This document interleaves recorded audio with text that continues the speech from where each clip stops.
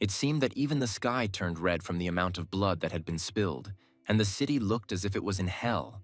And despite all this, the mysterious character was the only one who remained upright compared to the others. Against the backdrop of a massive fire and a huge number of corpses that smelled of burnt flesh, the man used his magical powers to set fire to a piece of straw, but was in no hurry to leave. The magician seemed to know that the matter was not yet completed, and behind him he heard heavy but at the same time quick steps that were only getting closer. In a terrible, hoarse voice, something that no longer resembled a human being rushed towards the magician with a knife and screamed that he would pay for what he had done.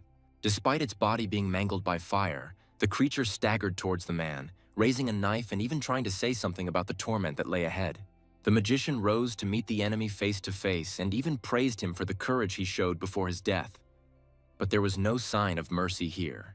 When there was very little time left before the skirmish, the guy prepared his hand instead of a weapon and said that he had one last request for the ghoul, after which he shot fire at him, leaving no chance for survival. If someone had been standing behind the monster, they would have seen the cowboy with smoke coming out of his finger through the gaping bloody hole in him, and at that moment they would have heard a request to tell Hell that it was Sutton who sent the ghoul. With the night, the dark appearance of the magician faded, and moving on horseback, he looked like the most ordinary cowboy who literally did not kill evil spirits that night. In the boy's hand was a paper with an official seal authorizing him to be the owner of the lands of the Burrows farm, which meant a new and unknown chapter in his life. While the cowboy was finishing reading the document, a new task appeared in his history of exploits, which was called rather loudly, Resignation, which meant removal from the Imperial Leperian army, and instead they gave him a farm. Driving past a ruined house in the mountains, it was hard not to notice the reflection of the sun on the metal, and then a click and footsteps. The man had already aimed his crossbow at the intruder, who had no intention of stopping unless he needed to find out something. But the old man's fear still got the better of him, and his finger pressed the trigger, which already meant an interesting start to their acquaintance. An arrow pierced the document in the cowboy's hand, and he was taken aback, not expecting such a turn of events, although it seemed that the warrior could still be surprised. The old man shouted for the robber to stop immediately and warned him that he had no conversation with such bandits. But the magician behind him had already prepared his hand with fire. Fortunately, the guy quickly realized that in front of him was a very ordinary old man who was used to keeping order and did not pose a threat. The fire went out completely in the magician's hand when he realized that the man could even help him find the person he needed to go to with the document to the farm.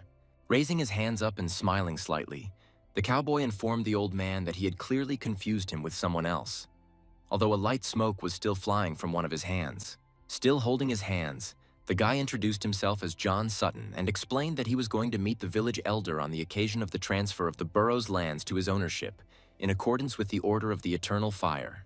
The old man looked at the stranger very suspiciously, but after his words, he realized that they were talking about the Emperor himself, which meant that the cowboy's words were true. Having finally lowered his crossbow and slightly tugged the brim of his hat, the old man greeted John, asking if he was a war hero, and the guy joked that he was something like that, after which the guard apologized and clarified that he had gotten lost. Pointing in the opposite direction, the old man explained that the village of Fairford was where the headman himself lived in the first big house, so John wouldn't get confused. John even took off his hat to thank the old man, but he didn't know how to address him, so he introduced himself as Sheriff George. The men shook hands, and the cowboy said at the end that maybe they would see each other again since he wouldn't be so far away. But the sheriff, looking after John, quietly said to himself that he hoped that they would never meet again, since he already had some idea of who was in front of him. At the entrance to the village, neither a fence nor a gate, stood a statue of the very headman John was looking for, and local residents walked leisurely along the streets. Driving past the cowboy monument, he didn't like what he saw, but it was too early to draw conclusions. The hero only made the assumption that if this is indeed the headman, then this guy's ego is even higher than this statue, which means he will have to fight his stubbornness. The looks at the stranger varied, from a certain anger and wariness from the other men to fear in the children's eyes. As the old man had said, the headman's big house couldn't be confused with anything else, so John drove straight there. Even in such semi-darkness, the headman was able to make out a hole in the middle of the sheet and peered at it more closely than at the document itself. But the man took into account that he had in his hands the act of awarding the Burrows farm to the cowboy, and also with the seal of the Eternal Flame, which is quite rare these days. John listed 25 acres of fields, 100 acres of woods, 3 pastures, a house, a barn, 6 cows, and 1 bull, after which he asked for forgiveness, clarifying that he would like to move closer to the matter, since those whom he met on the way here were not particularly welcoming.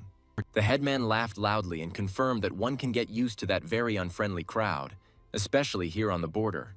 Jonas Halden extended his hand to finally introduce himself properly and said that he could simply be called Jonas. The magician shook the headman's hand in return and noted that he did not at all resemble the statue at the entrance, but in his mind he was in no hurry to draw conclusions. The man pointed to the photo and explained that the statue was in memory of his father, who had passed away several years ago, and that all they had in common was the same name. Jonas looked at the document again and became a little sad, telling the cowboy that his father was a veteran of the magical wars, just like John, and then added that he was grateful to the eternal flame, which ended this. Returning to the matter, the elder clarified whether the hero really wanted these particular possessions, since it was possible to place him in safer lands. John, without a drop of doubt, firmly replied that even if this farm did bring some troubles, he was still determined to live there and would cope with the problems. Jonas heard the answer and said that in that case they could leave right now so that the cowboy would have time to get settled. The magician became curious about how Jonas's father became the village headman, so on the way to the farm, he started the conversation first. The elder was not against talking, so he began by saying that his father had served in the army as a forward scout in his youth, and despite this, had managed to live quite a long time and had retired after the battle on the Torrens Plains. Jonas mentioned that at the time of his father's resignation, the old king was still there, and yet the eternal flame rewarded his father to the highest degree and appointed him head of the village.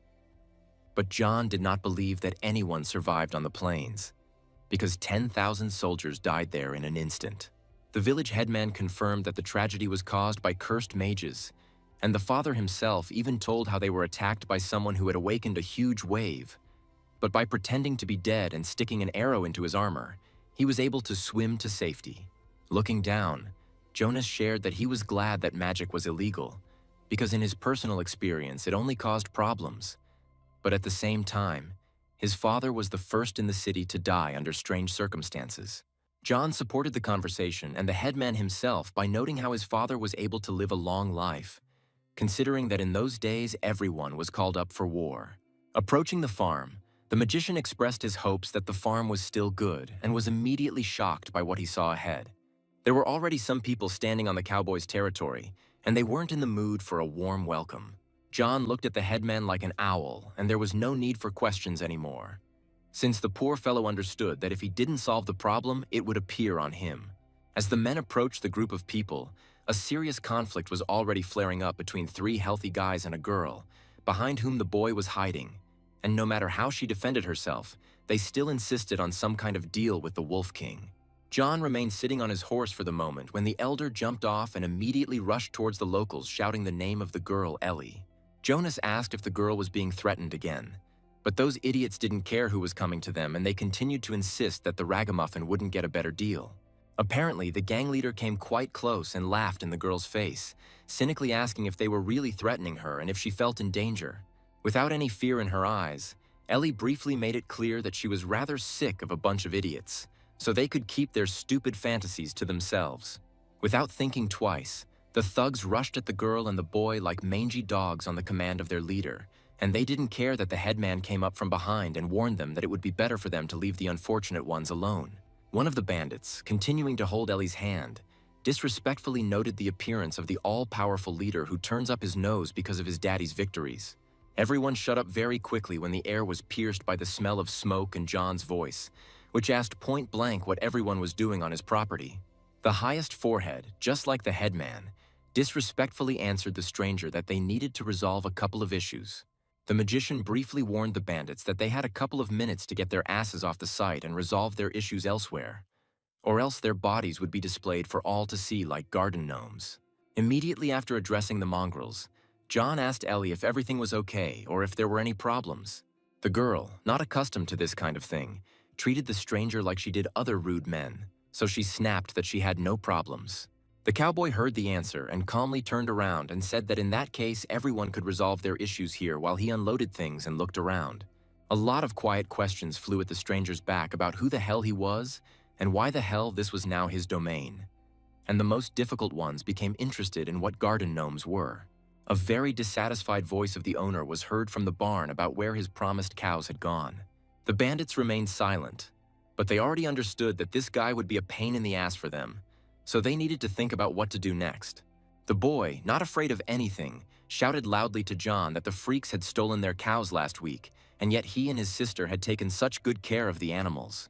At this point, Ellie was truly scared, not for herself, but for her brother, and asked Ben not to say anything else. The owl's gaze from under his hat was activated in John when he heard everything, but he was in no hurry to rage. The cowboy specifically asked the bandits what the boy had said, but he heard everything himself, but wanted to get a bunch of jackals. Ellie also realized that things were bad, so she intervened and explained as best she could that her brother was still young and had said stupid things, and asked her not to hold a grudge against him. That same big guy confidently said that children loved to make up all sorts of nonsense and didn't understand who was approaching him and that it was better not to joke with him. John realized that they considered him a fool here and no one was going to admit to anything.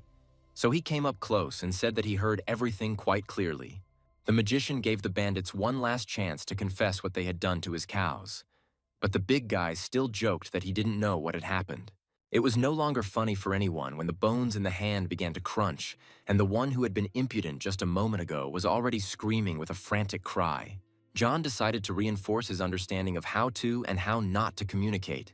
So he twisted the bandit's arm a little more, and the decibels of the squeal increased several times, after which the poor guy fell to his knees with crooked fingers.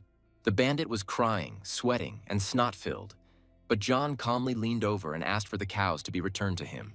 The magician specified that he was giving 3 days for the cattle to return, and did not even explain what would happen if this did not happen. Despite the fact that there was only one person in the house, a rather pleasant smell of freshly cooked food was already coming from there. While John was focused on the book, Ellie and Ben stood behind the open door trying to quietly discuss what to do next. Ben was terribly worried that they would now have nowhere to live, and asked Ellie to do something so that they would not be left without a home. The girl carefully straightened the collar of the boy's disheveled shirt, and taking a deep breath, addressed her brother softly but with a hint of heaviness in her voice. Ellie, putting her hands on Ben's shoulders, admitted honestly that she didn't know what to do next, but at the same time she was confident that they would cope with temporary difficulties and everything would work out. The boy was too scared to listen to his sister, so he continued to say anxiously that things would not be okay and that he didn't want to stay with Jones again. But this stranger, as it turned out, was some kind of soul in his book. Ellie responded to the stranger's appeal with uncertainty in her voice, and John asked why the boys had settled here, since the headman hadn't mentioned the owners, and the farm itself belonged to the Burrows. The girl explained that Burrows had died, and someone needed to look after the farm so that it wouldn't disappear or be stolen. From her look and tone of voice, it was clear that Ellie was uncomfortable remembering what had happened to them, but she said that Jonas had taken pity on her and her brother, considering that half the city had been destroyed by the Leperian army. To say that John was shocked is to say nothing, because he was directly affected by this and it was difficult to believe these words. But suddenly a candle lit up on the table by itself, the fire of which was still connected with the story that Ellie told. The candle flame penetrated John's vision into his memories, so for a moment he froze and did not move. The soldier remembered how he actually stood in the middle of a burning city, carrying out his mission, and at that moment he had no thought. Stood in the middle of a burning city, carrying out his mission, and at that moment he had no thoughts that he could harm anyone except his enemies. Behind the ruins, during the battle, a surviving victim hid, trying to pretend that she no longer existed so as not to be burned alive like everyone else. The poor girl's eyes saw too much blood and cruelty, and the screams from that day were forever imprinted in her memory. John looked at the candle as if enchanted, realizing who was standing in front of him now and how this would further influence the situation. Because among that inner cold flame with which he killed his enemies, a feeling of guilt appeared. The magician extinguished the candle as quickly as if it were another enemy on his path, interfering with the course of his thoughts and actions. Still silent, the cowboy stood up from the table with a heaviness in his body and soul, but sitting any longer would have been even more unbearable. Collecting his thoughts, John headed towards the stove, since despite his harsh training, No one had canceled the meal. The mass of feelings that fell upon the man very heavily, but it flowed into words of apology and regret about what happened to the girl and her brother, so he offered his accommodation at the hotel. John explained that he would talk to the headman about finding another place to live for himself, but at the same time asked the girl to let him have the cows and the bull. Ellie was shocked by what she heard from the stranger, but she immediately refused because she saw the seal of the eternal fire, which meant that she and Ben needed to leave. Otherwise, the bandits would return. Gritting her teeth, the girl said firmly that they were already leaving, and at that moment Ben wanted to cry and get angry, and he tried with all his might to persuade his sister to stay. The ice in John's heart had already broken when he asked for forgiveness, so continuing to cook, he suggested that the girl stay at least for this night and think everything over carefully, since he perfectly understood their unexpected situation. Ellie's head was already foggy from the amount she had experienced that morning, so it was more because of her brother that she agreed to the stranger's offer. After adding the last ingredients and stirring the dish thoroughly, John covered the cauldron with a lid so that the food would cook faster. The cowboy froze again, listening to the now familiar hissing sound. Only this time it was no longer him or his magic. Ellie and Ben were still standing at the threshold, so John asked them not to be shy and to go inside because chasing away the previous owners would be at least impolite and at most stupid. The lid of the cauldron clanged and the smell of freshly prepared soup intensified several times, as did the appetite of those present, and nothing brings people together better than hot, tasty food.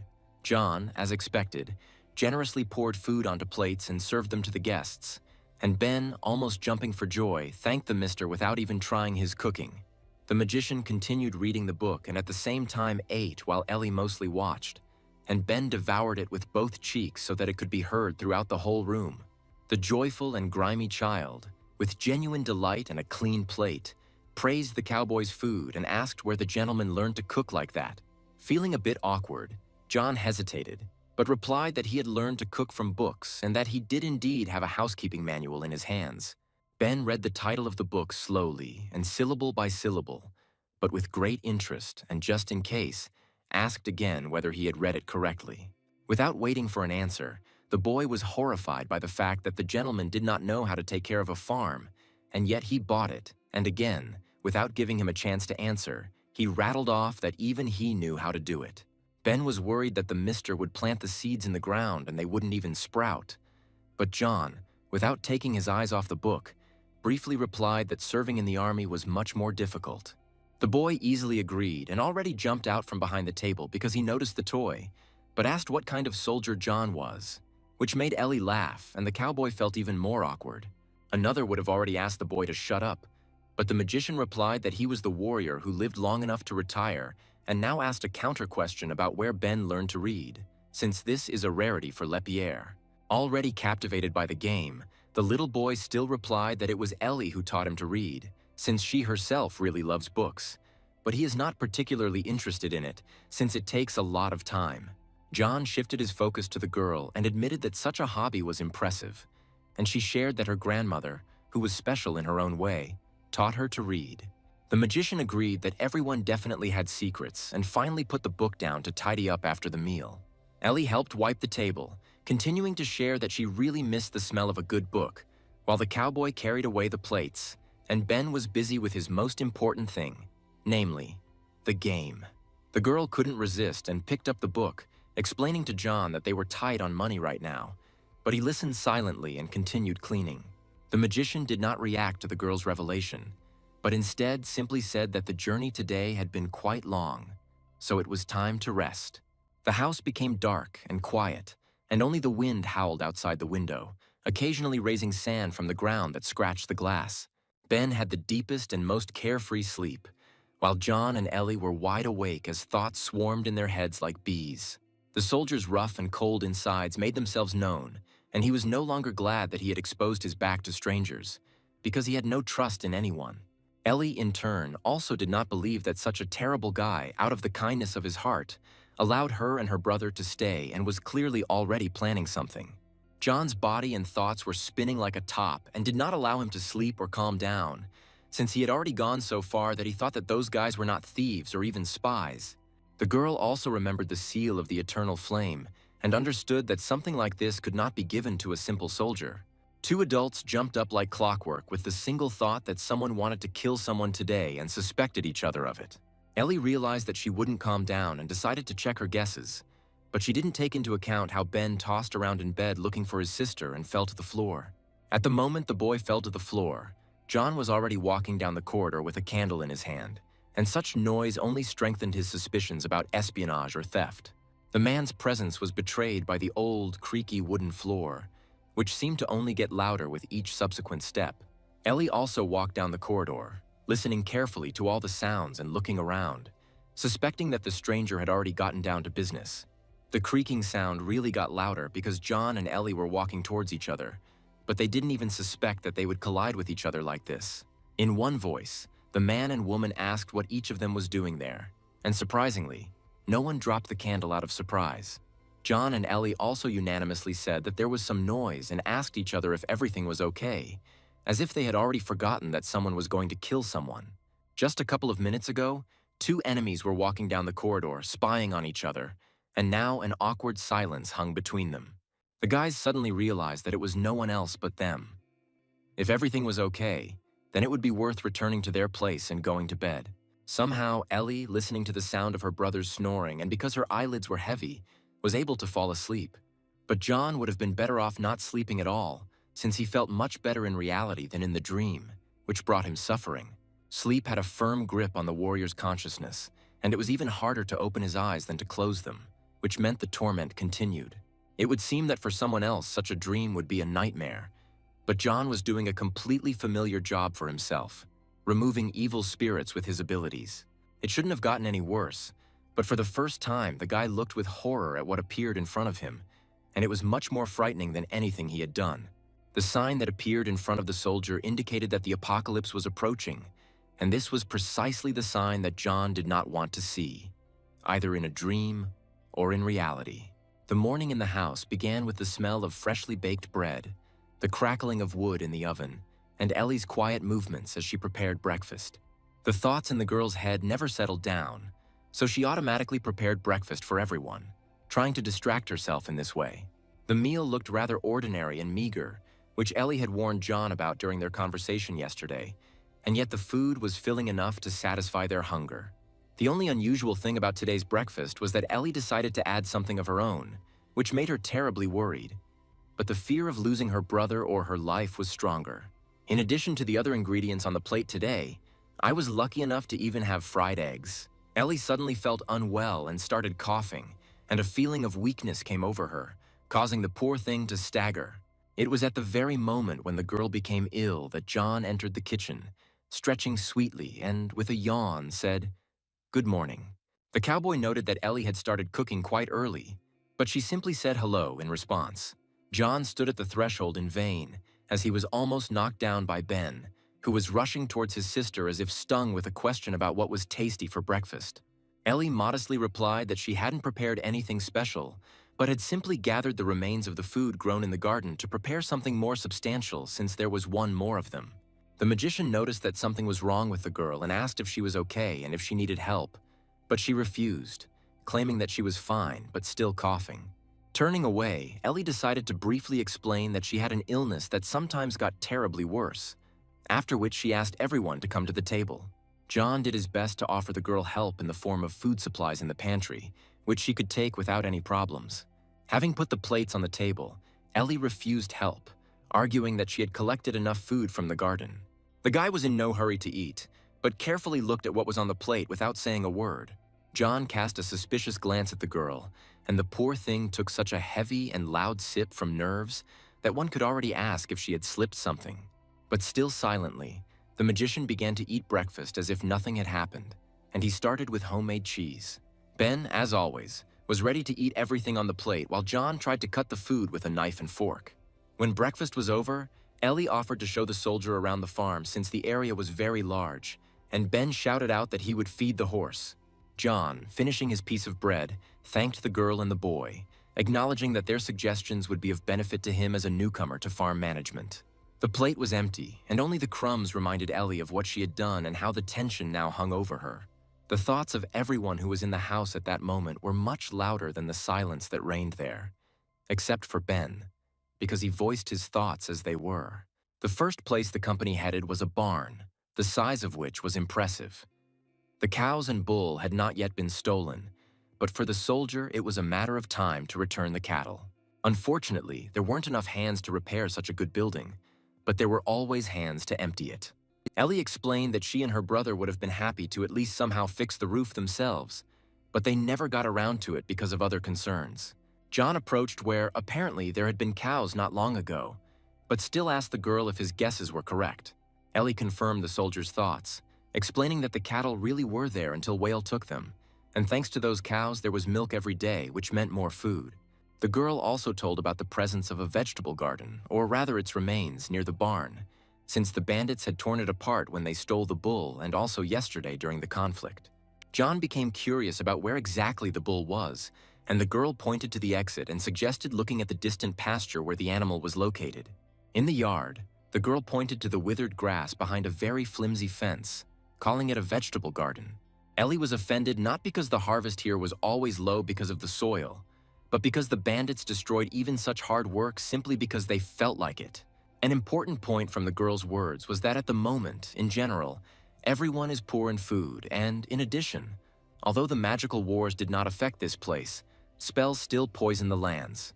To understand, John asked when the pastures had last been cultivated, and the girl said that it had been about 3 years ago, and after that they had begun to lie idle. Ellie sighed heavily and admitted that she and Ben would have been happy to plow the land, but they couldn't find anyone to pull the plow. The girl realized that this was enough to pour out her soul to the one she was seeing for the first and last time in her life, and finally asked the soldier to take care of this farm. Ellie also asked to give her and her brother a couple of hours to get ready, and by noon they would leave the area, after which she turned around and headed towards the house. Ben clenched his fists and reluctantly trudged after his sister, not looking at her and no longer being capricious, since he understood that the law is the law. John silently watched the departing people and at the last moment sighed heavily, realizing that he might still regret his own decision. The brother and sister stood rooted to the spot after the cowboy asked them to stop and listen. Ellie and Ben didn't yet know what exactly they would be told, but the moment the stranger called them was already a shock for them. The magician immediately played his trump card and explained that he would not just need a plow, but specified that they would need a new plow. Ellie already understood that her brother might break loose and run away in his joy, so she put her hand on his shoulder and explained to John that they could help him with the plow in the city. But he said that this was not what he was talking about at all. It was difficult for the guy, but he said that for now, running the farm was really hard for him, and considering that the guys were taking care of this place, it was hard for them to leave it, so he asked if they would stay in exchange for helping him with the farm. Ellie again said hesitantly that she should think about this before agreeing. But Ben's eyes, hands, and heels were already burning, and he shouted that he would be able to feed the horse every day now. The boy was ready to feed an entire herd right now, just to stay in Ellie. But it was still difficult to make such a decision, even for the sake of caring for his brother. The girl figured it out quickly and set a very good condition for John in the form of protecting her and her brother from the Wolf King and his bandits. For a warrior who killed evil spirits, putting a gang of bandits in their place was a trifle. So he shook the girl's hand and made a deal. In order not to put it off for too long, the cowboy immediately suggested going to town to get a plow and start putting everything in order.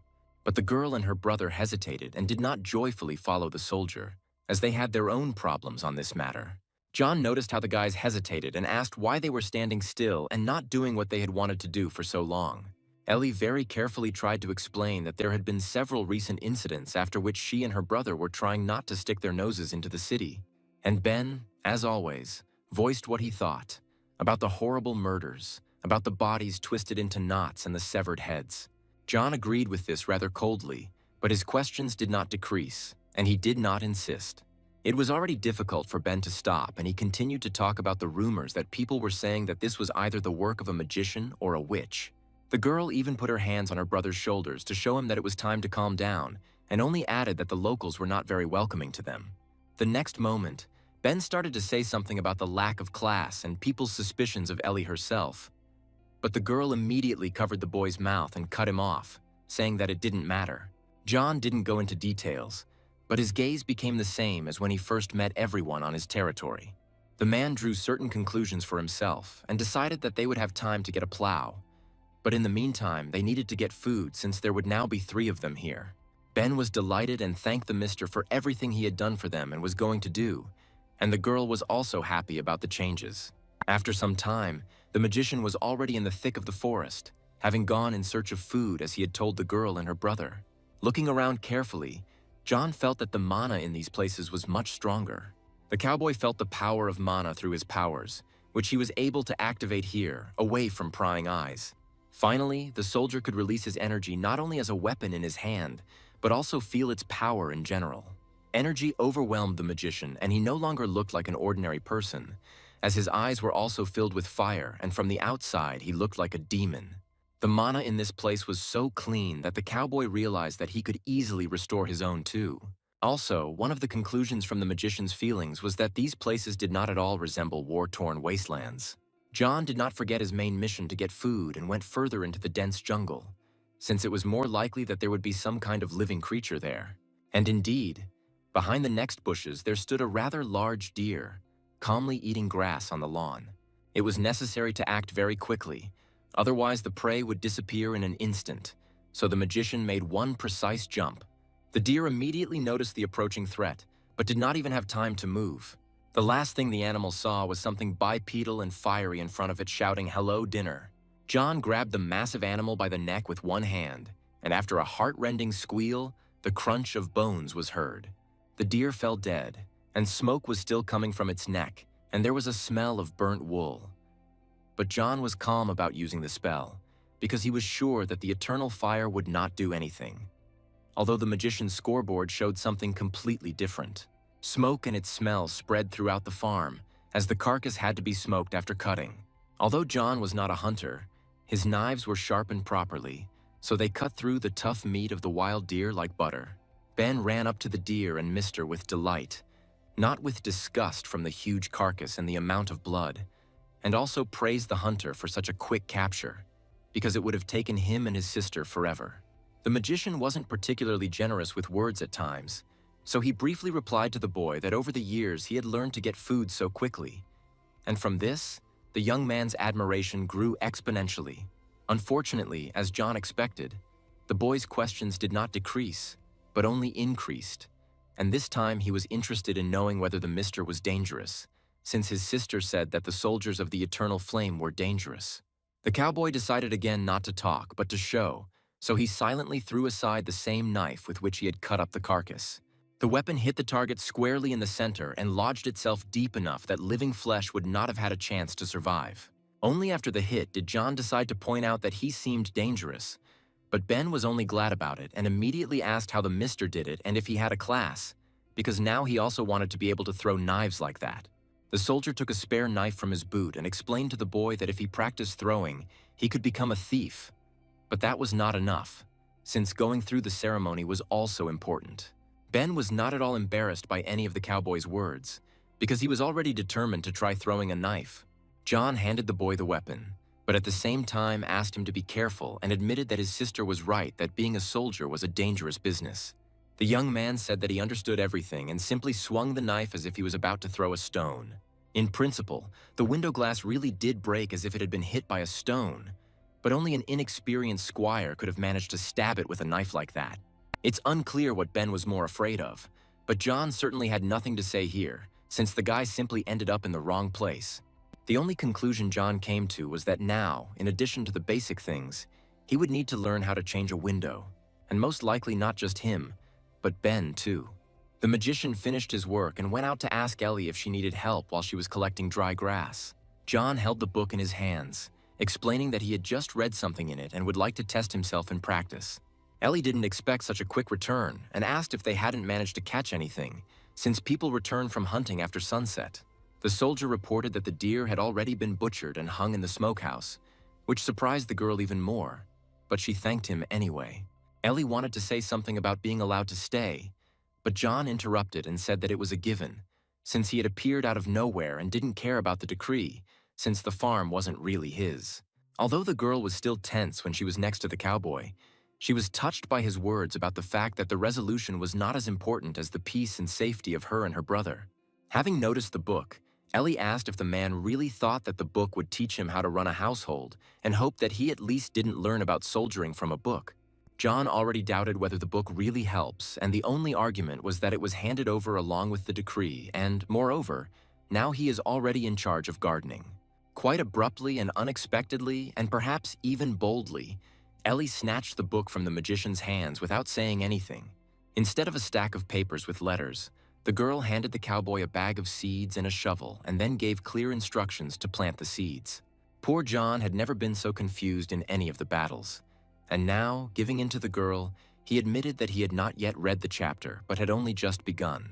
Letting out a nervous laugh, the former war hero admitted that he had probably taken on too much, which the girl did not quite understand. It was time for John to be surprised. So Ellie, with complete confidence and a smile on her face, asked a little sarcastically what the cowboy would do here without her. An exchange of pleasantries ensued, so the magician decided to mention the hostess's love of books, as his brother had said, and said that in that case he had a couple of good copies with him, and they were lying in his bag by the bed, so she could safely take them and enjoy them. Ellie was already delighted with this news, and when she heard that the books were not about housekeeping, she even beamed in anticipation of such a long-awaited moment of immersion in some story. The setting sun painted the clouds in bright pink and orange hues, and John continued to help the girl in the garden, and she decided to confess her conclusions that the cowboy was not like other soldiers. Wiping the sweat from his face, the hero supported the hostess's conclusion and concluded that in that case it was good that he was no longer a soldier. The conversation went further, and Ellie noted that the soldier still had so much to do and whether he would regret such a pension. John wasn't in the mood to complain in general, so now he briefly replied that he hadn't thought about such monotony. Quite unexpectedly, Ellie took a notepad and pencil out of her pocket and suggested that the cowboy make a list of what was needed for the farm and that they would definitely be able to get it. The owner decided to start with the barn, and the magician already understood that if this was only a list for the barn and there was still a lot of other things, it would take a lot of time. Ellie wrote down the most important things, such as wood and a plow, and continued to think about what else she might have missed. The list might have ended there, but the soldier added something about a new window while he was already thinking about what he would say about it. The girl added the new window to the list, and only then asked why the new window was needed if everything was fine with the old one. Ben responded to his sister by continuing to practice throwing knives at a target, but now no longer near the windows. The hostess immediately understood everything and didn't even try to find out from the cowboy how the boy got hold of a weapon. When he was drawing up the repair plan, he was more interested in the burn scars on Ellie's hand, and he simply thought about it and asked directly. The girl felt not so much ashamed of the spots on her skin as she felt pain and fear remembering the history they carried with them. So she covered them with her sleeve, and the magician again wondered out loud what had actually happened in the city. The moment turned out to be rather awkward, so Ellie looked away and handed the soldier the list without explaining anything else. The first thing the hero decided to deal with was wood to repair the cracks in the barn, both on the roof and in the walls. The next day, John actually went to the same forest where he got the deer, but this time he needed to cut down a tree, and it was a revelation for the magician that mere mortals do this with an axe, which means it is very long and tedious. Despite the desire and opportunity to cut everything down with one blow, the soldier still tried to make the first log house with an axe. The cowboy may not have been tamed by the normal farm life, but he certainly realized that there were things he didn't have to spend his remaining time on. The tree now became as much a catch for John as the deer, so he made a rather rational decision for himself. Having performed one fire strike, the magician realized that he could work much better and more efficiently without a tool. Again, it didn't take much time to either cut down the tree or to knock it down, because everything happened by itself after just one movement. All that was left was to take the future boards to the farm, but for the strong man, with his endurance and muscles, this was a trifle. John hadn't even reached the girl and her brother yet, but he had already said hello, and at first they didn't even quite understand what was happening. The boys were shocked when a whole tree fell at their feet, and Beg asked how it was possible for two people at once. John seemed to have gotten a taste for this kind of work and, smiling, admitted that he drank a lot of milk as a child, after which he asked the boys to take care of the farm while he took care of the barn. Ellie had been feeling a mixture of anxiety and joy inside for a long time now, and this case was no exception. But Ben, as if nothing had happened, put his hand to his covered head and announced that now he too would drink more milk. The sister and brother happily went to do their part of the work while John thought about the fact that perhaps everything that happened was for the best. While the magician's hands were working, his thoughts were on how he would help the girl and the boy and go on his way. Everyone's work was different, but this time everyone put in an equal amount of effort, and even Ben tried to give it his all to make it easier for his sister. John did well too, and this is perhaps the best mark he will leave behind, since he will be gone, but his work will continue to serve people. The gardening team did a great job, supporting each other with high fives and a desire to see what the soldier had done. The cowboy, in turn, also lay down right on something to rest a little, while keeping the book about farming with him. The boys went inside the barn, and Ben hurried to tell the mister that he and his sister had finished, and only then realized that he had hurried because he might be sleeping. The boy asked for forgiveness, but John raised his hat to show that although he was lying motionless, he was not sleeping, but simply resting. Ellie immediately praised the hero for the work he had already done, as the barn began to look much better. John, as befits a warrior, sternly ignored the praise, saying that he was not finished yet because he needed to get a couple more things from the list and finish the stables. The owner looked closely at the stalls, which were in good order, and was surprised at what else needed to be changed or repaired. The magician, without hesitation and with sarcasm, this time asked Ellie seriously if she didn't understand what was wrong with the stalls, and she really didn't understand. John reminded that the stalls here were empty without the cows that had been stolen and for whose return they had been given 3 days. So the return of the stray cattle could be added to the main tasks on the list. While the cowboy was busy simultaneously curbing his ardor and waiting for the girl and brother, he was reminded of the current task, namely the resignation, and also clarified what was missing for a complete picture of the cattle. John himself knew very well that there weren't enough animals on the farm, and remembered that the bandits had 1 more day to return the cows. Otherwise, he would move on to the more fun part. The magician almost got caught in front of the boy, because when he ran up very close, he noticed that it had become quite hot, and the last tongue of flame had just disappeared behind the man's back. John couldn't find anything else to answer except that it was summer now, and Ben had already switched to the fact that in that case he should hurry so as not to miss the sowing time. The cowboy was glad that Ben was still somewhat absent-minded and did not ask questions about the change in temperature around him. So he approached the horse and asked the boy to call his sister to show him to the city for a plow and other things. The young man turned his head from side to side, forgetting about what was happening in the city. But Ellie was already sitting with her head down in order to attract less attention. The boys jumped down to get some food while John asked for a hint where he could find a forge. Ellie pointed further towards the street and explained that the blacksmith would be on the left side behind the hotel. Thanks to the sign on the side of the house, it was difficult to make a mistake when looking for the forge, so the cowboy did not have to travel far. John didn't care that a girl was working in the forge, but instead he came in, said hello, and immediately began to explain that he needed a plow that could be pulled by an ox or a horse. The girl introduced herself as Garrett and shook the new buyer's hand, immediately clarifying that this was the very owner of the farm. The magician responded sarcastically, saying that rumors spread quickly here, and also introduced himself. Garrett explained that it wasn't a matter of rumors, but rather that everyone was keeping their ears open after the recent horrific events, to which John clarified that they were talking about bandits or murders. The girl was a little puzzled that the new guy already knew some details, so she decided to brush it off a little by saying that she was trying not to scare the clients. The magician, without mockery and from his own experience, said that a city without crime is not a city and everyone has their own. But he could not understand whether everything was really that bad here. Handing over the piece of paper, Garrett confirmed that things in the city were indeed ugly, as hysteria had spread among the people due to the witch, and it had reached the point where citizens were asking for imperial knights to be sent to them. The ad mentioned the murder of 9 people, and the clue was the symbols left at the murder scene. But after reading even the first line, John immediately said that he was not afraid of magic or witches.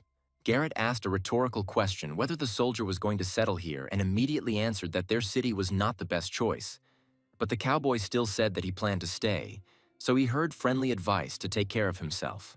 The girl also couldn't ignore the fact that, according to Jonas, the cowboy was suspected of being involved with the Wolf King's gang, and John, unable to bear it any longer, asked if there was really nothing else to discuss. The girl admitted with complete seriousness that there really was nothing more to discuss. But after thinking about it a bit, she still remembered the recent visit, or rather raid, of a couple of adventurers. The magician took this news into account and asked if they were mercenaries, since he had heard that most of these individuals were former wandering soldiers with a sick head and a thirst for profit. Garrett became much more interested in taking care of the order, so she clarified that the plow would take several days, or at best a week, and asked if they needed anything else at the same time. The cowboy immediately laid out a list of carpentry tools from a large cleaver, spare parts for an outdoor stove, nails, 2 wheels for a cart, lintels, and glass for the windows. Just in case, he checked if there was anything for what he was told he would definitely need a week. While the order was going well for the magician, Ellie and Ben had a hard time because the saleswoman chased them out of the store, screaming hysterically that people like them weren't served here, and the girl, shielding her brother with her body, asked them to ignore her. Some fruit flew at the girl's head, and someone shouted from behind that no one in the entire city needed their blood money, and just at that moment John drove up. Poor Ellie rushed to the cowboy while he, although he did not quite understand what had happened, realized that the girl and boy needed his help and protection. Ellie picked up the remains of some fruit from the ground and couldn't explain what had happened. So Ben, as always, took it upon himself and explained directly and briefly that all people considered his sister a witch, and at the end, added that they were idiots. John sincerely did not understand why the girl was being bullied so much, but he certainly wasn't going to leave it as is, so he asked her to follow him. The doorbell made a completely different sound, not at all familiar to the local residents, as it was sharper. For now, the cowboy said hello and calmly addressed the shop worker, reporting a certain problem that needed to be resolved on the spot. The woman opened her mouth again and a bunch of dirt poured out, both on the supposed witch and on those accompanying her. John was not going to waste either time or energy on the hysterical woman, so, having said that the woman was delirious, he loudly placed a seal on the table and announced that the girl and her brother were under his care and asked to call the chief. The worker's expression changed suddenly when she picked up the badge belonging to the Imperial Knight. To make things clearer, John asked a counter-question about whether a badge could be a lie, to which the employee rushed out from behind the counter with an apology and said that she would call the owner right away. It turned out that the owner was also weak-minded, since the first thing he expressed was joy at the appearance of a soldier who came from the mayor himself in order to deal with the witch. John clarified that he came for an apology for Ellie and the boy, and after that, he would like to receive everything that was on the list. The owner, almost swallowing his tongue, immediately asked for forgiveness, but still mumbled something about the murders and the story of that girl. The cowboy mentioned that before blurting out anything else, it's worth remembering what he said about protecting the girl in the form of him as a soldier of the eternal flame. And then Ellie herself began to feel uneasy. The girl turned around abruptly and coldly told John not to involve her in anything related to the eternal flame, after which she asked him to simply give her everything that was on the list. Several bags of groceries were placed in the cart, which made Ben very happy, and he thanked the gentleman, noting that he was the best, but Ellie remained silent. The girl turned sharply and in the same cold manner thanked the cowboy, but at the same time asked that this not happen again, and he, at a loss for words, agreed. Ellie repeated out loud what she had heard in the shop, namely about the Imperial Knight of the Eternal Fire, and clarified sullenly that this was no ordinary soldier in front of her, because people like him were mage killers and witch hunters. John got a little nervous from the way the girl could almost see right through him and decided to turn it all into a joke about how, even if he was already retired, even if Ellie really isn't a witch, she's already started to give herself away by asking the soldier if Jonas had sent him after her, and he immediately said that nothing of the sort happened, especially since he knows the girl isn't a witch. For the first time, John admitted that he would finally like to create something instead of destroying it, and added that the eternal flame is not what everyone imagines it to be. And besides, he left at the first opportunity. Once again, silence and tension arose between two people with their own stories behind them, and all because both were not telling the whole story. Ellie asked if the soldier needed anything else, after which she immediately clarified that she and Ben would handle this alone. John was not going to find out anything or contradict, but said that there really was one more place that needed to be visited before leaving, and asked the girl not to do any more mischief. Without joking, Ellie said that she could not promise the stranger not to cause any more incidents. The magician headed towards the saloon with heavy thoughts that things couldn't get any worse, but they still happened. Having entered the bar, John even considered this place decent despite some drunks, and decided that he would catch his breath here and then look for a place to spend the night.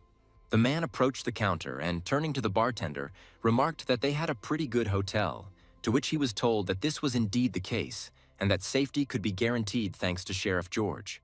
The cowboy remembered hearing about the sheriff's name and asked if there were many like him here. But the bartender replied that there was only one, George Wells, and he was just on his way to lunch. Just when John was thinking to himself that a meeting with the sheriff would be very opportune now, the doors of the saloon suddenly swung open loudly. At the threshold stood those very adventurers who were on everyone's lips, and they introduced themselves as warriors of the Red Coral, and since they were new to the city, they were looking for a place to stay for the night.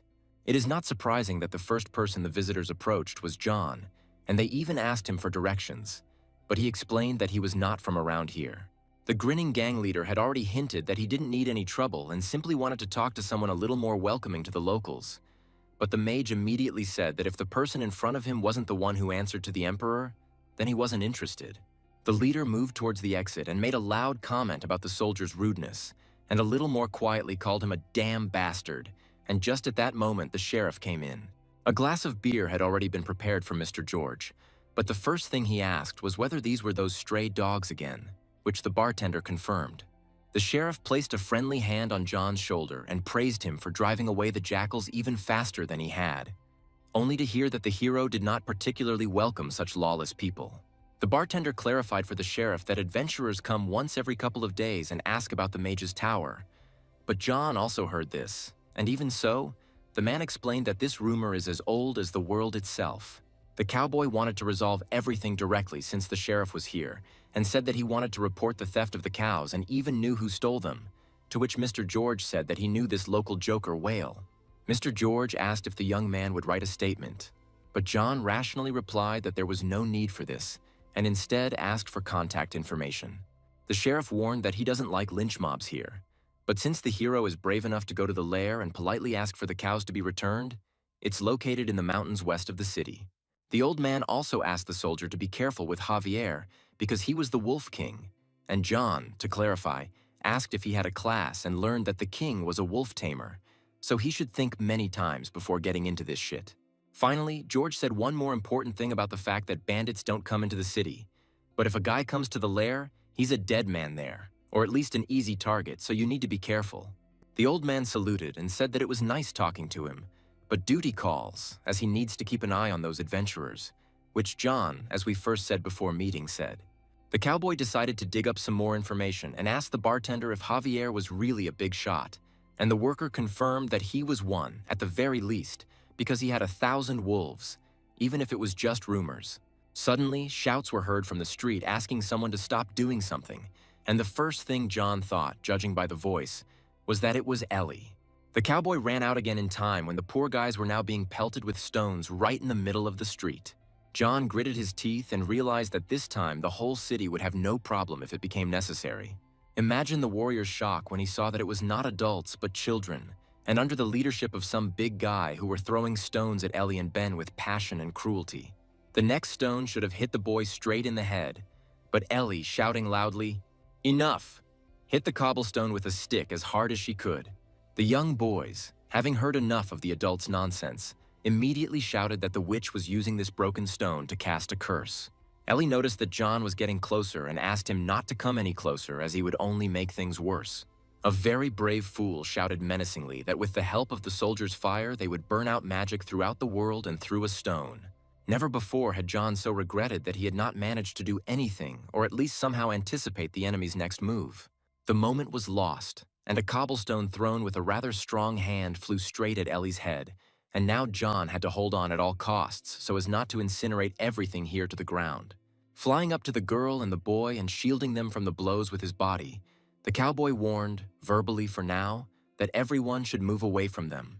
The law-abiding citizen did not like how the Knight of the Eternal Fire defended the dirty witch, and now called John an enemy of the Empire. Like a shadow, the magician appeared next to the fool in the blink of an eye and slightly corrected the information that the enemy was now just taking his sword out of the holster. John raised the Liburiac in front of him with one hand and explained that the eternal flame had ended the war against magic, so it was necessary to filter the words that flew out of his dirty mouth like that. The next movement was to throw the body into a barrel of water and hit it directly, which spoke of the magician's rather strong self-control. John addressed the children just as sternly and, pointing his finger to the side, warned that they had the opportunity to run away if their lives were dear to them. The little rats scattered in different directions, even managing to ask forgiveness from their commander, who almost drowned in the barrel. The boys hid, and only then began to whisper fearfully about who this stranger was, and there was no answer to the question. But if he threw Mr. Tanner, who has a class like that, then it's terrible. John no longer cared about the idiot who was climbing out of the barrel, and he went to help Ellie, holding her so she wouldn't fall. He had little intelligence and a lot of strength, so the idiot rushed with shouts and a sword at John and Ellie, and she shouted to the soldier to be careful, but it was already too late. The cowboy moved the girl away from himself so that the sword would not hit any of them, but judging by his bullish strength, the freak was not going to stop at one blow. The fool, gritting his teeth, growled at Ellie that he was a fighter for a just cause and would not simply look at a dirty witch like her. The girl was shocked to hear how she charmed that fucking cowboy, but she definitely couldn't fool the fighter for the law. While the ghoul was still shouting something in the girl's face about her death, and that she would be the last one this city would see behind her, John's nerves finally gave way a little, and he allowed himself to teach a little lesson. The cowboy decided that in order to finally close that stinking mouth and calm its ardor, it was worth burning his mouth a little, and for some time it would definitely not spew out shit. It turned out a little better for John than he expected, because now the bastard had no cheek. But the task was completed, because now it was much more difficult for him to speak. But even then, he managed to utter the word curse. The soldier figured that if the man still had these obsessive thoughts in his head, he would knock the nonsense out of him, so he hit the same torn cheek with a running boot. The big guy fell with a loud noise and slid quite a distance across the dry ground, leaving behind a pile of dust. Even such radical methods of knocking the nonsense out of his head did not help, because lying in his own blood, the freak still took up the stone and somehow called the culprits of his condition demons. The scoundrel was even able to get up and throw a stone at Ellie, calling on the eternal fire to drive these creatures from the earth. This time, John managed to catch the stone right in front of the girl's face, because otherwise the situation would have been sad. The magician was trying his best to control the situation and himself, so he decided to take out his anger on the stone that burst in his hand. The idiot's bloody cheek stretched even further from the simultaneous understanding and misunderstanding of who was in front of him. John warned the man that if he still valued his tongue, it would be better to hide from sight. But in general, he could attack again. But just in case, the soldier came close enough to grab the idiot's head and clarified that the stone was much harder than the skull. Finally, a note of fear was heard in the voice, and from the mouth came not more shit, but words of forgiveness and a plea for mercy. John repeated the words about mercy, distorting them as if reminding him that he was trying to explain to a fool that it was better not to go where it was not necessary, after which he pushed him. The man fell, but the soldier stepped on his ribs and still agreed to stop this nonsense. The cowboy, knowing that they were looking at him and hearing him, said loudly that this resident would be a living reminder and warning about how not to treat people if you don't know the truth. The children began to shake in general from the current situation. But for the rest, the magician mentioned that everyone is like fools. They see a speck in someone else's eye and don't even notice a log in their own. A woman, just as crazy and hysterical as the man lying on the ground, was running towards John, and it became clear that they were married even before she screamed to remove her hoof from her husband, which made the soldier feel even more disgusted. With maximum cynicism and sarcasm, the cowboy called the fool without a cheek a tough guy and added that it was he who was endangering children by inciting them to throw stones at the witch without knowing the truth. The poor woman screamed that the stranger had almost killed her husband and had already swung her hand at John. But it is unknown what saints kept her from doing so, because she would have been lying next to her husband. Like a red rag to a bull, the cowboy used a rather caustic response to the attempted murder of the woman's husband and said that the witch would have actually killed him by now. Looking into the mad lady's very soul, John continued to explain that her husband would have died a painful death because the witch would have cursed him by flaying him alive and making sure that his flesh was eaten away to the bones. A little more and the woman would have foamed at the mouth, but the soldier slowly and confidently repeated that she should be glad that Ellie was not a witch. While leading Ellie and Ben away, John gave the woman some sound advice about reining in her bull so that he wouldn't do anything like that again. The cowboy took the boys to a hotel where a worker kindly gave them a first aid kit and began to take care of Ellie as best he could. But the first thing he said was that maybe they really shouldn't have been taken along. The girl didn't pay attention to her injuries and didn't seem to listen to the magician, but only repeated that everything had only gotten worse. including the rumors. Now John definitely wanted to hear at least something that was considered true, and at the same time, Ellie's theory about why the rumors had gotten worse. The girl began to explain that all the residents thought that she was to blame for the death of a young girl who died a couple of years ago. And Ben added that all the residents were idiots because they thought that Ellie seduced the headman with magic, although he was ugly and her sister was beautiful. The frank conversations went much further than necessary, and the sister asked the boy to be quieter and certainly not to talk about everything here. John asked if it was true about the headman, but not about magic and temptation, but about the fact that Ellie liked him. The girl pointed out that, unfortunately, the elder's sympathy was true and immediately asked if the soldier was afraid of the rumors he had heard. The magician presented a compelling argument that all those people were still alive, which meant they were just talking. And he also explained that he could sense mana and that it wasn't enough to prove that there was truly a witch in front of him. Ellie smiled for the first time since the incident, exhaled and was happy with such conclusions. And John clarified that, unfortunately, he does not know healing magic, but he has skills in field medicine. Ellie admitted that she was surprised that John, as a soldier, knew at least medicine because she was sure that the only function of the Imperial Knights was destruction. The cowboy decided to lighten the mood and said that he had something for the guys because he was leaving tomorrow to return the cows. Ellie John handed her a knife and offered to show her a couple of techniques, but she was still shocked and simply thanked her. Ben wasn't left out either, but unfortunately, when he asked if he would also get a knife, he was refused, and the argument for that was the broken window in the barn. The boy was terribly upset when he saw the hammer, but he just hadn't found out how good this weapon is if you know how to use it. John even went on to joke that the hammer was needed primarily so that if Ben broke something again, he would now help fix it. But the young man was delighted. Sweetly stretching and yawning quite loudly, the magician was glad that the morning of a new day had arrived as never before, because today was the very moment to go visit the Wolf King. Ellie had just prepared breakfast and was already carrying plates to the table. But John went to the exit, and when asked if he would like to eat, he said that he had more important things to do, and besides, it was easier to deal with problems on an empty stomach. Just in case, the girl asked if maybe they shouldn't go to the lair because there would be no time for jokes there. But the cowboy smiled and said that he would return before his breakfast got cold. Going outside, John held his hat because it was quite windy, but this would not have been a hindrance, but on the contrary, it would have helped. Ellie voiced her doubts that the soldier really understood who he was going to and to return the cows. Ben didn't ignore his sister's thought and added that the gentleman really wasn't particularly bright, even though he could read, and it was good that the cowboy himself didn't hear it. John went into the barn before the road because he was thinking about going on horseback, but considering that the cows had already been stolen, he decided that walking would be much faster. The cowboy smiled to himself, flexed his arms, and admitted out loud that he might be a lousy farmer, but he certainly knew how to slaughter chickens. Racing with the wind, the magician moved faster, even without a horse, and used his energy as if it were jet propulsion. The very high mountain did not become an obstacle for John either, as in just a few jumps he found himself at the very top. When you come to visit, it is usually customary to knock on the door, and when John landed, he saw two big guys and realized that he might actually have to knock. But he started with a greeting and asked the security guards if they knew Whale. The taller club thundered at the cowboy, telling him not to move in their direction anymore, but asked what the hell he was doing there.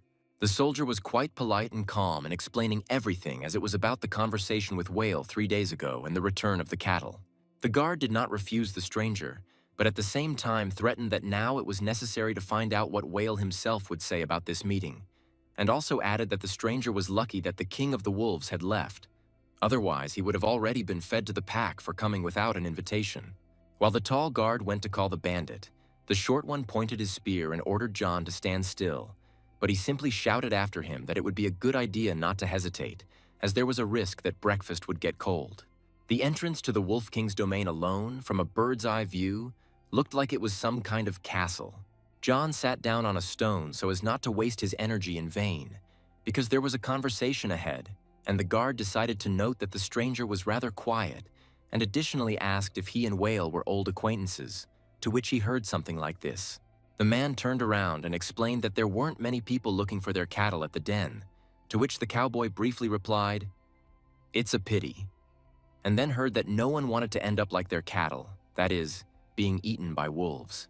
Behind him, he heard footsteps and Whale's disgruntled voice, who didn't understand why he was dragged here if he wasn't expecting anyone. The long-haired bandit's face changed dramatically when he saw that same guest who had arrived to talk after 3 days had passed. John first said that he was very glad to see Whale and then asked if everything was okay with him, thereby hinting to think a little. The men even shook hands, but the bandit was clearly not in the mood to talk, as instead of greeting him, he noted with displeasure the reappearance of a stranger. But the magician continued to stand his ground and reminded him of how 3 days had flown by unnoticed. John enjoyed playing this game to some extent, but gradually he got closer to the point and noted that the gang leader was probably very busy since he had not returned the cattle. Whale, although nervous after the first meeting, now openly laughed in John's face, mentioning that a broken arm does not make him cool. The cowboy smiled calmly, and the bandit asked again if he was really joking, because in that case he was either quite brave or too stupid to understand. Whale snapped his fingers and called the guys, and as if from underground, a gang of thugs appeared behind the leader's back, to whom he explained that the stranger intended to steal cows from the king himself. John was still smiling and even told the boys that they looked pretty decent, after which he asked if they had heard anything about the murders in Fairford. Whale, pointing his finger behind his back, continued to engage in this empty conversation and, like a fool, replied that neither he nor anyone else knew anything about any murders. The conversation continued to stall for time, because the next moment another mountain appeared behind Whale, just under the man's nose. And somewhere from above a question was heard about what kind of flea it was, and the leader explained that it was that same impudent farmer.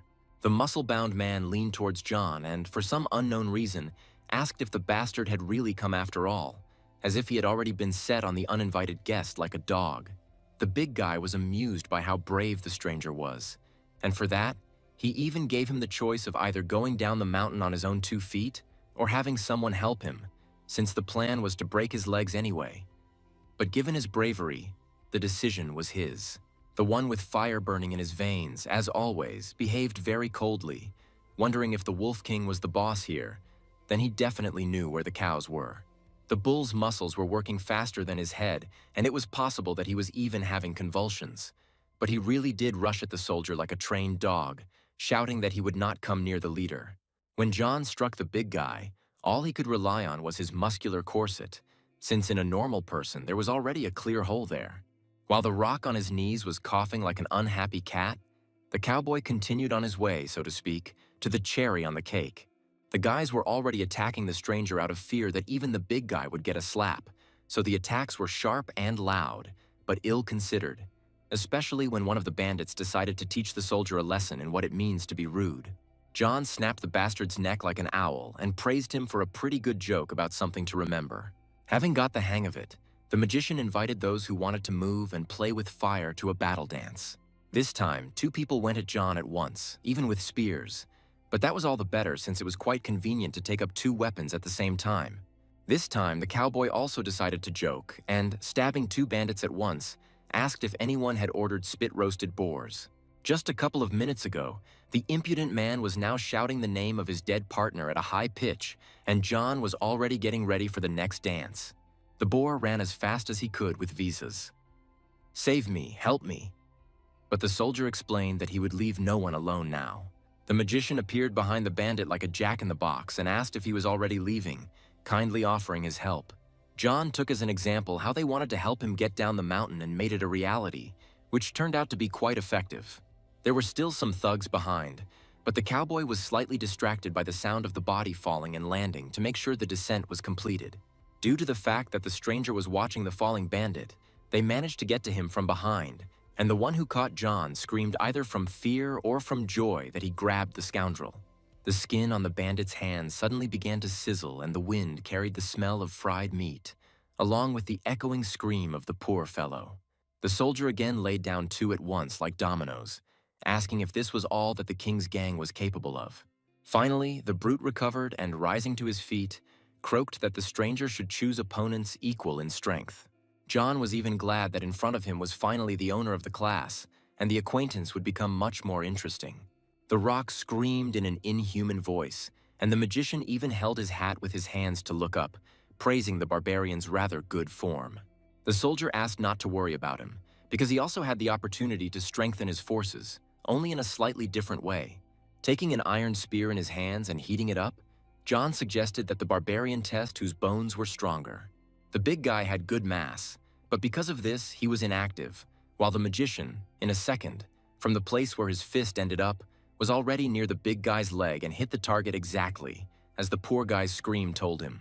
And again, while the cowboy made the jump, the barbarian only had time to turn his head back and see that same flea with a spear flying towards him. The Rock clearly didn't like this kind of corrective massage, because he was screaming furiously, but there was no escape route. They say it's true that the bigger the cabinet, the louder it falls, which is what happened to the biggest and most formidable of all the bandits in the royal gang. Whale was certainly not the cherry on the cake, but he was also a pretty good part of the whole composition. And it was to him that John headed after throwing out everything unnecessary from his hands, because he came to talk after all. For some reason, the leader was shaking as if from a fever, but it was just that same stupid stranger who considered himself too brave after breaking the arm of one of the bandits who was heading towards him. There was already a decent-sized yellow puddle under Whale, and his body was shaking as if it was about to fall apart into pieces. John came up close and reminded that he would still like to talk and then take his cows and bull and leave peacefully. While the cowboy was negotiating with Whale, and it was desirable that his breakfast not get cold, Ben had already managed to eat his food, and seeing that his sister was not eating, decided to help her, not taking into account her bewilderment due to his young age. The boy was happily devouring his second portion of breakfast, but Ellie decided to now ask him directly whether he thought they had made a mistake. Ben looked like a hamster with his cheeks stuffed with food and still had to answer the question in such an awkward position. Ellie asked in more detail what her brother thought, whether they could trust the soldier since he starts fights with the most ferocious bandits and used to be one of the Imperial Knights. Ben shrugged his shoulders and agreed that the warrior could have a very dark past, but argued that now he was making some kind of bets, which meant it didn't matter anymore, especially since he was most likely a corpse lying near the king's lair.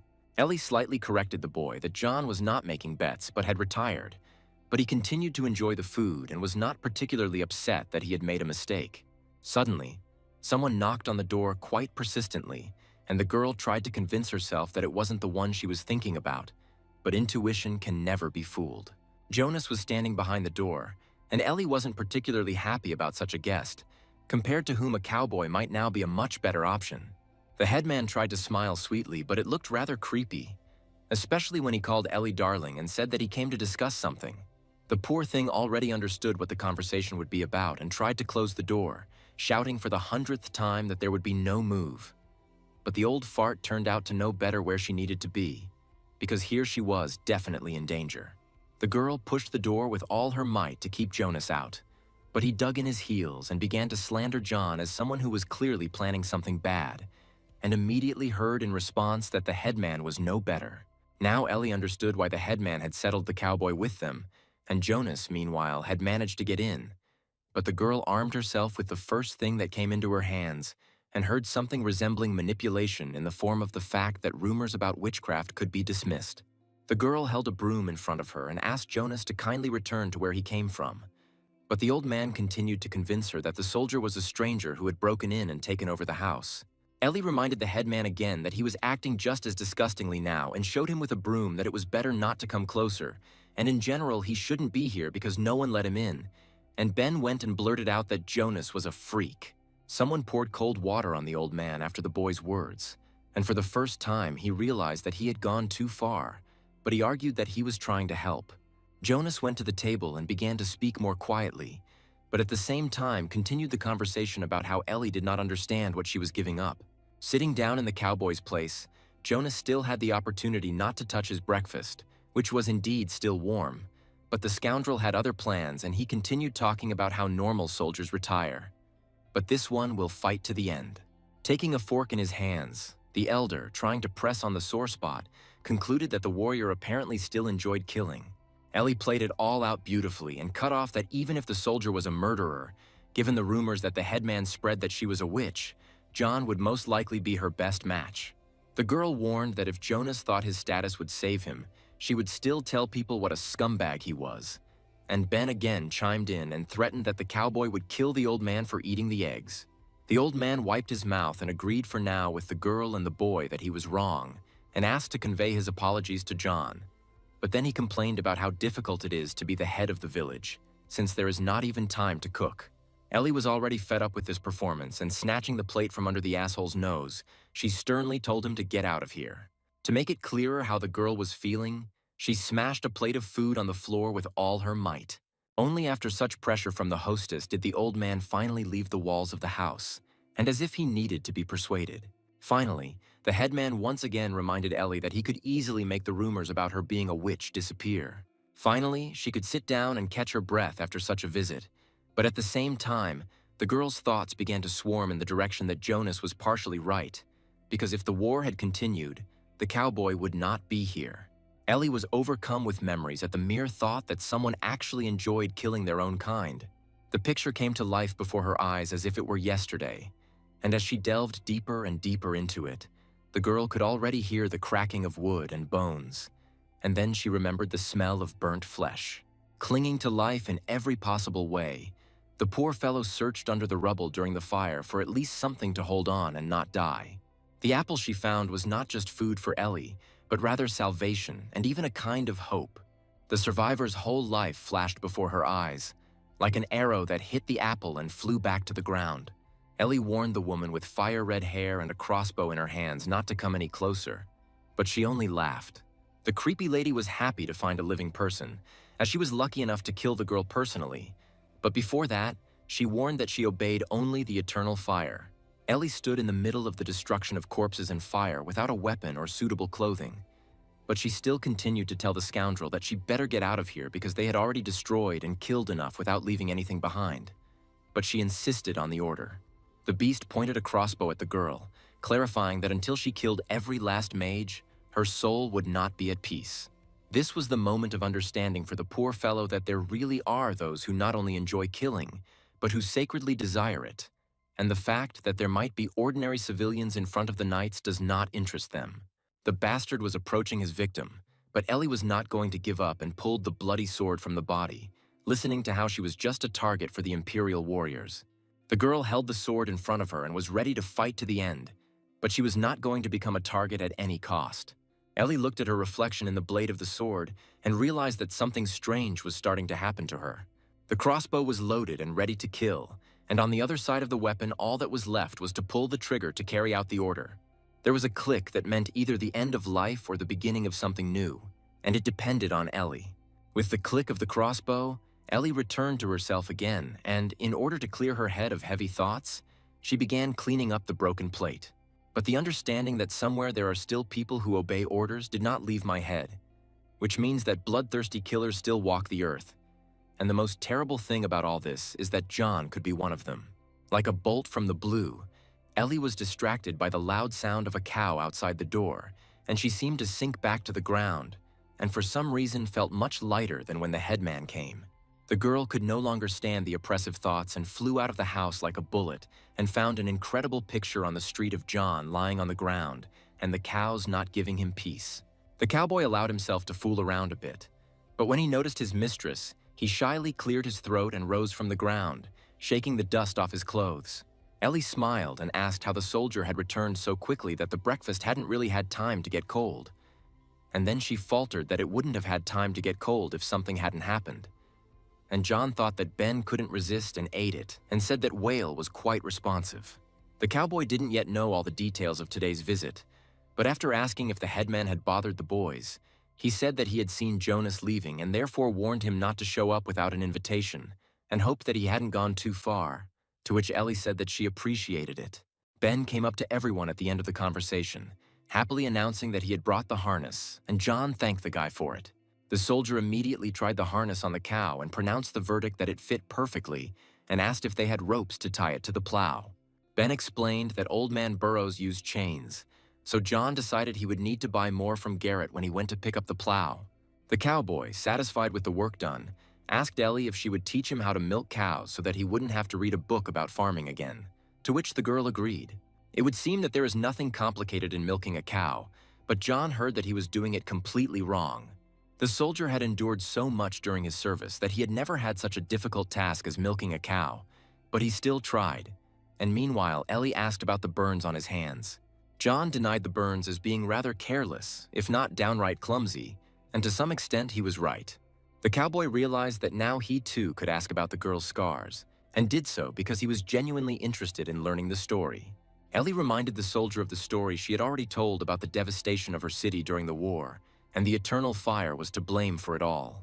John's mouth dropped open in genuine surprise when he heard from the girl that the city was burning, and in the following days, while the survivors were digging through the ashes in search of food, the Imperial Knights came to finish off the rest. Touching the scar on her hands, Ellie again found herself in the moment when she and Ben were the only survivors from the entire village, and she found the boy himself among the rubble, and from that moment they were inseparable. The story shocked the magician, and to make sure his hearing was working properly, he said out loud once again that the Imperial Knights had come for the civilians. Ellie looked not into John's eyes but into his soul and confirmed that he had heard and understood everything correctly. Picking up the knife given to her by the soldier, the girl said that one day she would definitely do everything possible to reach the eternal flame. It was easy to guess that Ellie planned to repay the killer in the same coin that his knights had done, namely, to destroy the freak once and for all. John finally got an update in his quest history about completing the mission, namely, returning the cattle. In addition to the fact that the task of returning the cattle was completed successfully, as was the overall life on the farm, John also saw what he saw in his dream. But on the contrary, because there the apocalypse was approaching, while in reality, on the contrary, it was retreating. The magician, as always, was in his usual meditation, wondering what he should do next if he had already brought everything that was possible to the maximum. Regardless of the situations the war hero has already gotten himself into, he would really like to have instructions on what to do when his skills have already been improved. John clearly understood that whoever came up with this game definitely knows how to keep their mouth shut, because none of the locals even guess what's really going on. A new task appeared in the system: growing wheat that can survive under any conditions. And this angered the cowboy, because just yesterday he only learned how to milk a cow, and what irritated him even more was that his doom points began to increase. John clearly remembered that for all 15 years that he had been living in this world, the glasses had not moved, and then suddenly they started, and he still had not learned a single spell. But if you think about it, he was a completely different person before the incident. Before his life changed 360 degrees, John remembered that evening down to the smallest detail, how he went on a foray into the forest with his brothers and listened to the eldest tease him that he wouldn't last even a minute in the forest.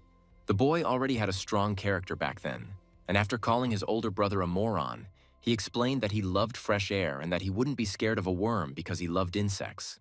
Something beeped behind the young man, and his brother asked if it was the console he had taken with him into the forest. The older brother saw through the little one, and, having knocked him to the ground, mentioned the words that someone was going to have a good time together without Igor, to which John agreed and said that he would now hide everything in the tent. As is customary with most brothers, John couldn't go to the tent without quietly calling his elders clowns, but even in this there was something cheerful and familiar, not malicious. Entering the tent, John actually placed the console inside his backpack, muttering under his breath that spending time with his brother was greatly overrated. Suddenly, a bright symbol appeared behind the young man, and a sound that could not be described in any way. And the first thing John asked the guys was what it had just been, but no one responded. It was a good thing the guy went into the tent to put the console back in place, because when he came out, he found himself in the middle of a winter battlefield where there were a bunch of corpses and warriors fighting among themselves. In front of John's eyes, one of the soldiers was pierced by an ice sword, leaving him with no chance of survival. Considering that the guy was literally just sitting in the forest next to a modern city, the first thing he asked the dying man was if he was okay. But he immediately noticed the one who killed the soldier. The dying man realized that the boy was clearly a new face in the game, and while he still could, he said that he had been called to fight for Lepiera and that since he had to do this, it meant they were losing. Poor John, in shock, even started to say something about how he knew how to provide first aid. But the soldier was already holding out some kind of scroll and, smiling, the young man confirmed to himself that he really was new here, just as he himself had once been called here many years ago. The warrior asked the boy to take the scroll and explained that this was the thing that some they were fighting for, and perhaps it would help the new guy more. John didn't like what was happening at all, and he started screaming into the air in panic about where he had ended up and how to get out of here.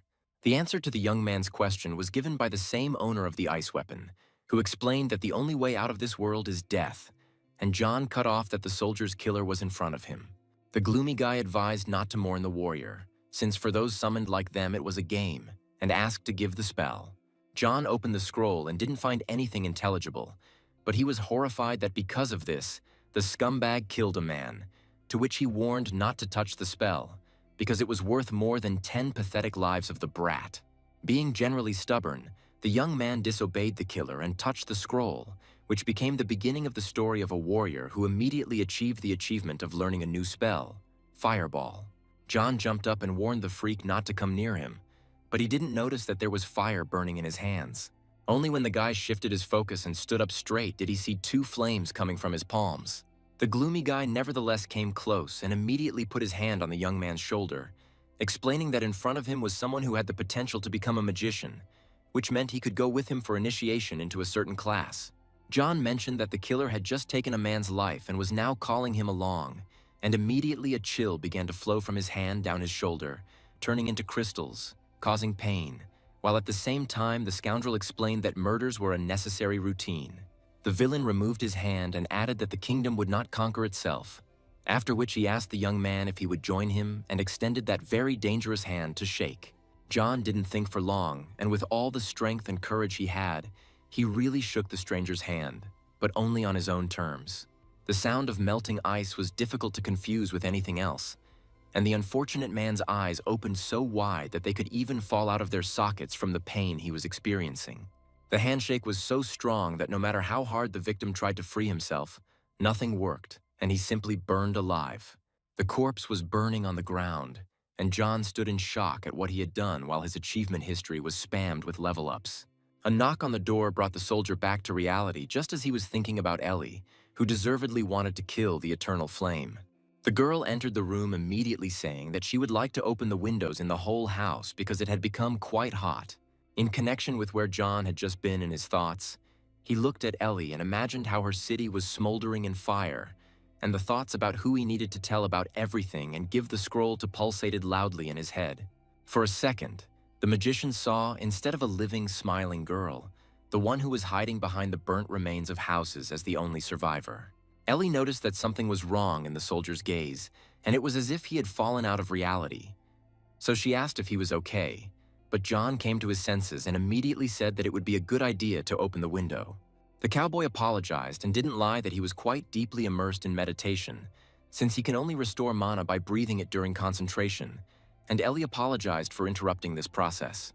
John approached the girl when she opened the window, after which she reminded him that today they needed to go to Garrett for a plow, and this surprised the magician, so he asked again if the guys really wanted to go to the city with him, to which Ellie said that it was easier to do with him.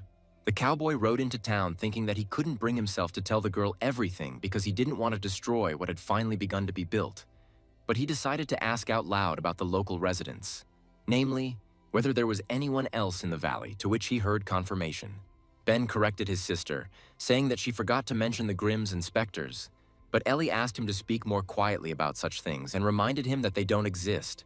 John was interested in what the boy said, and he asked to tell him everything since they were still on their way. A boy with a frightened face and complete seriousness told about the Grimms with flat faces that are the size of a house and skin like stone, and that feed on small children, and about the Spectres that are not ghosts, but disappear, and because of them you can get lost in the forest. Ben told John not to listen to Ellie because he had seen both the Grimms and the Spectres with his own eyes, to which the cowboy briefly replied that it was interesting and jumped off his horse with the words, "We've arrived," to which the boy was offended, realizing that they weren't even listening to him. Garrett was already meeting the customers and there was a plow standing next to her, and she also reported that everything ordered was ready and John thanked her for her hard work. Ben was still sulking, but the magician apologized for arriving so abruptly and leaving just as quickly, but he hoped for understanding on the part of Garrett, since they still needed to stop at other places. The stop on the way home was a grocery store, and this time Ben was so upset that he didn't even go with everyone else but stayed in the cart. Everything went smoothly with the grocery shopping, but this time both the owner and the saleswoman looked like they had been shit on right at their doorstep. When the guys went outside, Ellie immediately asked if the cowboy had seen the faces of the people behind the counter as if they had seen a spectrum, and John supported this joke, saying that it was more likely that the owner and the saleswoman had imagined a witch and a knight. The soldier expressed his joy that Ellie and Ben agreed to his help, to which the girl sarcastically told him not to get used to it. John shared that he would like to plant wheat using the new plant, but the girl said that she had never seen how this crop was grown, since before there was only corn, and plus she was a little afraid whether the wheat would survive the winter. The cowboy opened the book, which had already helped him in many ways, and replied that the management claimed that the wheat would survive the winter. From the way Ben grunted, it was clear that bringing the bull was a difficult task for him, but he still managed, declaring with his throat that he had brought a workforce. John looked at the beautiful animal and was overcome with an irresistible desire to name the handsome fellow Ferdy. While the magician was stroking the bull and preparing him for work, Ben ran towards the house, shouting that he would help his sister unload the cart. John clenched his fist, remembering how the mana crystallization worked to bring the cows down the mountain and how it would help now too. A red crystal appeared in the cowboy's hand and he showed it to the bull, after which the latter immediately opened his mouth, wanting to taste such a delicacy. The magician didn't know completely whether he understood the animal's reaction to mana correctly, but he thought that probably all living creatures love it. The bull turned into a tool not only for work but for anything, and John happily said that now he could definitely hitch up the plow and get to work. Ellie only had time to look after John's sparkling heels and Ferdy's hooves, realizing that the matter would end before it even began. Ferdy plowed the land better than any combine, but the one who had to lead the bull didn't know how to do it properly, so it turned out to be a lumpy first pancake. The girl's heart bled when she saw what had happened to the garden because it was the first time she had seen anything like this in her farming. John was pleased with the work done and, leaning on the bull, said that he and Ferdy had worked hard and done it. Ellie wasn't going to lie and immediately told the soldier that all the furrows they had tried so hard to make were so crooked that you couldn't look at them without tears. The girl sighed heavily and said out loud that now it was clear why the cowboy was keeping them here, so they needed to earn their keep as quickly as possible. John asked again if the owner really meant to say that the work he had done had not turned out very well. Ellie looked at the cowboy with her fox-like gaze and said that the work was not only not very good, it was done terribly. The girl approached the bull and asked what he thought about this, and he moaned, which could be jokingly regarded as confirmation of the words about the poor work. But Ellie still said that he would now show how to do it right. The evening sun was warm and made it possible to finish the work while a conversation between two people could be heard from the farm about how someone had never seen an ox plow. Although John wasn't yet very successful with plowing, he was already milking milk at the speed of light, to which Ellie pointed out that overdoing progress isn't always a good thing. The cowboy understood what the hostess meant and asked if they had a place to store so much milk and immediately answered himself that such a question should have been asked before making so much product. And the girl also said that milk cannot be stored for more than a day because it will go sour. Ellie sat down next to him and explained that the product could be sold in the city, but no one would buy it because of rumors. The girl really knew how to run a household, considering that she immediately figured out how to use butter or cheese so that the product wouldn't go to waste. But she just didn't know if she would have time to digest that much. Ellie admitted that she didn't expect a person like John to delve so deeply into the topic of farming, because he doesn't seem like the type to enjoy it. The magician asked the girl directly who he looked like then, and he was genuinely interested to know. The next moment, something incredible happened, because Ellie gently grabbed John by the cheek and, pulling it, said that he was the one who would hate his retirement and instead would remain a soldier until the end. The cowboy smiled, admitting that he didn't really have a choice, but he wouldn't lie about the fact that retirement was actually harder for him than his service. When the girl asked why the service was easier, John explained that the war was predictable, since you either died there or you didn't, and there were no other worries. The magician also added that after the war he did not understand what to expect from the following days, which is why he developed a fear of simple life, and that this disgusting feeling will never end. John admitted that now everything has finally moved from dead center because he now needs to create and not destroy. And at that moment, Ben came running to say that the sheriff had arrived. The cowboy took a bucket of fresh milk and, telling the boys that he would sort everything out, went towards the guest's house, roughly understanding what awaited him. The soldier greeted Sheriff George, who responded in kind, but judging by the old man's appearance, he was in the mood for some kind of serious conversation. The sheriff pointed to the bucket of milk and noted that the cows had successfully returned to the farm, which John confirmed. The old man asked to come into the house and talk face to face, away from prying ears, of which there were plenty here, and the magician did not mind. The soldier wanted to set the conversation on a calmer track and therefore immediately offered the sheriff some fresh milk, but he refused because he had more important things to do. John poured the drink into the cup anyway, the smell of which had already filled the entire kitchen, but the sheriff had already begun to voice that when he explained to the guy where to look for whale, he did not want this result. The cowboy knew perfectly well what was being discussed, but he still asked what old George meant in order to clarify everything he had learned. The sheriff started with rumors about Whale and Jamal, who were found hanged on poles without clothes and in a mutilated state, which was already strange, since the bandits often returned unharmed after their pranks. John briefly replied that he did not start the acquaintance by stealing cattle that belonged to him at that time. But the sheriff continued to tell that more corpses were found near the place where the hanged people were. George went on to list that one guy was killed at the foot of the mountain and asked John to give him a reason not to arrest him, and he said that he knew nothing about the corpses and that such descriptions would more closely fit an internal showdown between the bandits. John handed the milk to the sheriff and said that now Whale and Jamal would not cause problems in the city, and asked if the old man would arrest a farmer who was trying to survive. George remained silent and in a couple of good gulps drained a whole mug of fresh milk, which went down like a drain. The sheriff slammed his mug on the table and agreed that the deaths of those guys could indeed be the work of the Wolf King Javier, since everyone knows him as a cruel scoundrel. But George clarified for the soldier that the gang leader was not thrilled with how the stranger treated his boys. And besides, they would not part with the cows so easily. Considering that there was hunger all around, every farmer counted. The old man warned him not to see such antics again, because class owners like him and John are capable of behaving civilly, and immediately thanked the guy for dealing with the unpleasant troublemakers. George finally said that their conversation now was like an unofficial pardon, and added that he would not deal with the adventurers anymore, after which he thanked them for the milk and would like to have some more along with the cheese. The sheriff said, "See you soon," having completely forgotten how at their first meeting he said that he hoped that they would never see John again, and in the end, he saw him more than anyone else.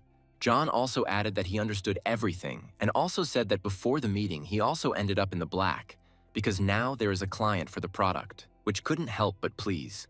Although it was already evening, the sky remained light, and the aging moon hung beautifully like the magical smile of a distant, unknown creature. While John and Ellie were carrying buckets of milk into the house, she asked why the sheriff had come, and heard how the old man had come to try the milk and now had ordered some cheese as well. The owner said that if they found a place to store the product, they could really make so much cheese that they could even sell it in the city. And the cowboy offered the pantry, to which the girl agreed, but explained that they needed a larger container. Some of the cheese was already hanging in the bags and the whey was dripping down, which made the smell very sweet. John asked Ellie what kind of container would be more suitable for heating milk and learned that iron was best, but it was expensive, so at least a stone would be nice. For the first time, the adult stood and Ben worked, but the magician asked where in the city he could get stone, and the girl told him about an abandoned stone mine in the western part of the mountains. John immediately understood where he needed to go, since they had already been near the mine when they went for eggs. Ellie was not indifferent to where the soldier was going at nightfall and heard that he would get a bigger tub for milk. The jet thrust mode was successfully activated, so the journey to the mine promised to be as easy as usual. The mountain, as always, was not an obstacle for John, who had more than enough strength to overcome it. It's not without the fact that the warrior's body had already become strong during the battles, and fire was essentially an auxiliary link, so it was not difficult to run up the steep slope of the mountain. Once at the top, John looked at the other mountain peaks and realized that he would never get tired of this view. Although if he remembers the first time he came to these parts, he wanted to go back home. Turning in the opposite direction, the magician realized that he was there and the sight of the mine was also mesmerizing for him. One jump was enough to descend straight down to large rock fragments, leaving behind a beautiful fiery trail. Fire was not only power for the guy, but also many other possibilities, just like now, to keep the mine light. He didn't have to walk long and look for a cobblestone of the right size, since there were plenty of them here. So John went to the first one he came across. Having tuned in to some creative work, the magician found in the stone the ideal object for a future container that would be useful in the household for a long time to come. The work began to boil, and the cowboy began to cut the stone as if it were clay from which anything could be made. Stones flew in all directions, and the sight was not for the faint of heart, as one wrong move and your head could turn into a pancake. John blew the flame off his hand like smoke from a weapon, and contemplated for a while the fruit of his labor, which looked really good. The cowboy was already imagining Ben and Ellie praising him, But then he wondered if the girl would say that this was already too big a container. But he had to think about this again before doing such a job. Suddenly, the ground beneath the soldier's feet began to shake, although there was nothing nearby that could cause an earthquake. The magician realized what had happened, and given the disgruntled growl, he realized that this was not a natural phenomenon, but a magical one, and that something had awakened from sleep. Or more precisely, he had disturbed the rest of some creatures. Monsters appeared in front of John, exactly as Ben had described, and the soldier still listened to the boy then because he remembered that the creatures were called Grims. One of the Grim leaned towards the man, and the soldier also looked at them, trying to compare them with Ben's description, but there was no resemblance, and John himself heard that if the thugs eat mana, they will become smart, and asked if they can speak. A flame appeared in the magician's hand, and he informed one of the Grim that he had arrived in peace and would also like to leave in peace. The creature straightened up, and considering that it was a stone, it was difficult to predict what would happen next, like with a person and his body language. But the cowboy decided to mention once again that there was no need to fight. Finally, the monster opened its huge stone mouth and screamed, so John now had to think about an escape plan.